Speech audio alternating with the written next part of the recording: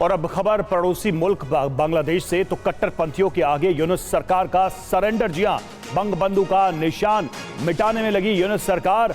Currency से हटेगी शेख मुजीबुर रहमान की तस्वीर। ये बड़ी जानकारी देखिए बांग्लादेश को लेकर सामने आ रही है। लगातार बंगबंधु के प्रतीक चिन्हों पर हमले हुए, लेकिन अब एक बड़ी खबर यह आ रही है कि करेंसी से उनकी तस्वीर, उनका प्रतीक हटाने की तैयारी में है वहां की यूनुस सरकार।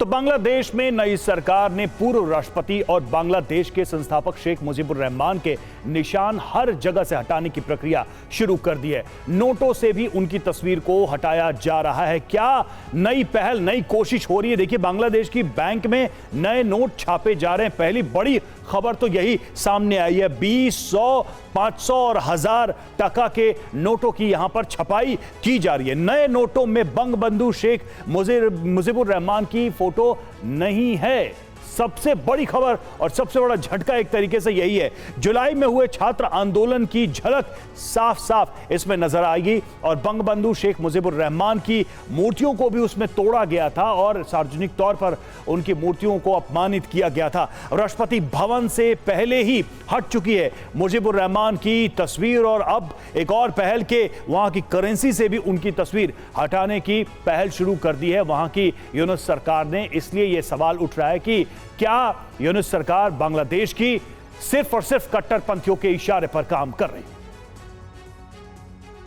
तो बांग्लादेश में हालात बेहद खौफनाक है, लेकिन अंतरिम सरकार के मुख्य सलाहकार मोहम्मद यूनुस सब कुछ ठीक होने का दावा करते हैं। बल्कि इसके लिए भारतीय मीडिया को जिम्मेदार ठहराते हैं कि भारतीय मीडिया ने झूठा प्रोपेगेंडा फैलाया है।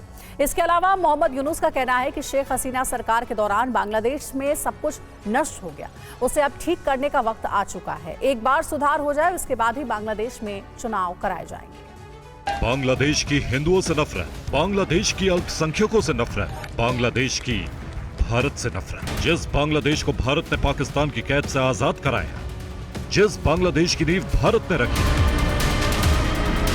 वही बांग्लादेश आज इतना बदल गया है कि भारत से बेइंतहा नफरत कर रहा है। दरअसल यही वहां के कट्टरपंथियों का षड्यंत्र है, जो पाकिस्तान के इशारे पर न सिर्फ बांग्लादेश में अल्पसंख्यकों पर अत्याचार कर रहे हैं, बल्कि भारत के खिलाफ साजिशों का जाल तैयार कर रहे हैं। और उस नफरत के कई सबूत हैं।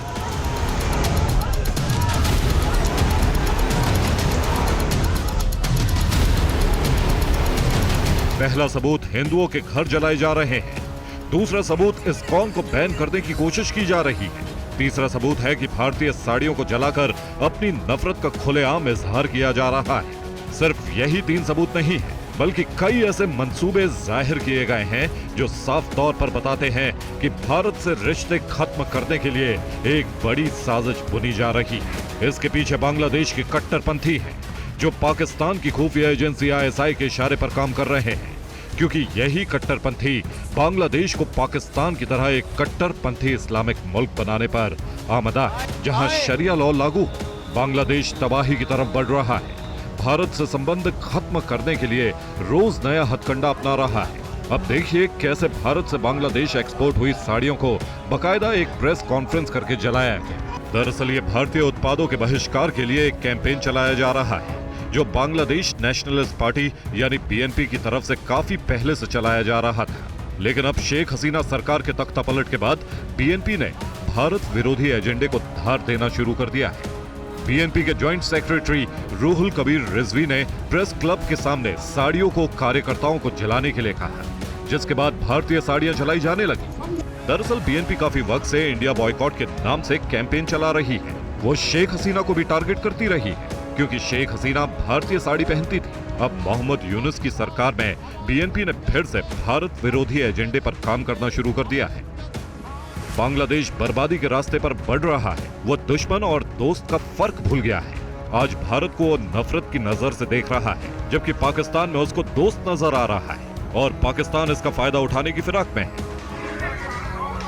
सोशल मीडिया में लेखिका तस्लीमा नसरीन ने एक वीडियो पोस्ट किया है, जो पाकिस्तान का बताया जा रहा है। वीडियो पोस्ट करते वक्त लिखा है, जिन्होंने 30 लाख बंगालियों को मारा, जिन्होंने 2 लाख से ज्यादा बंगाली महिलाओं से रेप किया, जिन्होंने बंगालियों को धोखा दिया, आज उन हत्यारों, बलात्कारियों को गले लगाया जा रहा है। उन धोखेबाजों को दोस्त कहा जा रहा है। आज ये बांग्लादेश बर्बादी की तरफ बढ़ रहा है। जो वीडियो पोस्ट किया है उसमें पाकिस्तान बांग्लादेश को दोस्त बताकर एटम बम देने की बात भी कह रहा है।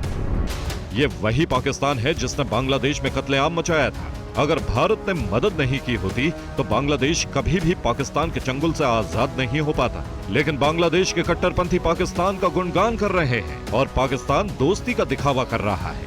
दरअसल यही पाकिस्तान की खुफिया एजेंसी ISI की चाल है। वो बांग्लादेश का रिश्ता भारत से खत्म कराकर उस पर कब्जा करना चाहता है और कट्टरपंथियों को इसी काम पर लगाया हुआ है। तभी तो भारत के खिलाफ जहर उगल रहे हैं। Bureau report, TV9 Bharatvarsh. करे कोई आंख उठाकर बांग्लादेश। और शेख हसीना सरकार के तख्ता पलट के लिए कई महीनों पहले से तैयारी शुरू हो गई थी। कई तरह की खामियां गिनवाई जाने लगी थी। कट्टरपंथी बांग्लादेश की आवाम को उकसाने लगे थे, जिसमें शेख हसीना के भारत के साथ संबंधों को भी टारगेट किया जा रहा है। ना ये अफगानिस्तान है ना ही पाकिस्तान, ये बांग्लादेश है, जहां महिलाओं को लेकर तालिबानी फरमान जारी कर दिया गया। गली गली में घूमकर अनाउंसमेंट किया जा रहा है, जिसमें महिलाओं के बाजार जाने पर रोक लगाने की बात कही जा रही है। ये बांग्लादेश के कट्टरपंथी मुल्क में बदलने का सबसे ताजा और नया सबूत, यानी बांग्लादेश में हिंदुओं से हिंसा के बाद दूसरा टारगेट महिलाएं, जिन पर कट्टरपंथियों का हंटर चल गया है। एक तरफ महिलाओं पर पाबंदी से कट्टरपंथी इस्लामिक मुल्क बनने की तरफ बांग्लादेश बढ़ रहा है, दूसरी तरफ पाकिस्तान से नजदीकियां बढ़ाकर भारत विरोधी साजिशें रची जा रही हैं। बांग्लादेश की अंतरिम सरकार ने फैसला लिया है कि अब पाकिस्तानी नागरिकों को वीजा में ढील दी जाएगी। अब वो बिना सिक्योरिटी क्लियरेंस से बांग्लादेश पहुंच सकते हैं।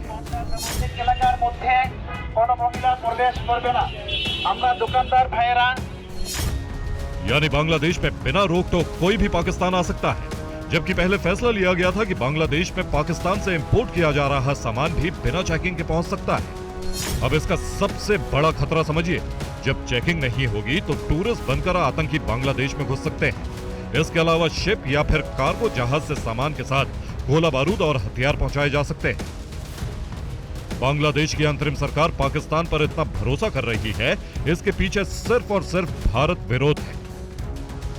जबकि मोहम्मद यूनुस ये भूल रहे हैं कि पाकिस्तान की फितरत धोखेबाजी है। जो बांग्लादेश में नरसंहार कर चुका है, वो क्या इस बार बांग्लादेश से सच्ची दोस्ती निभाएगा?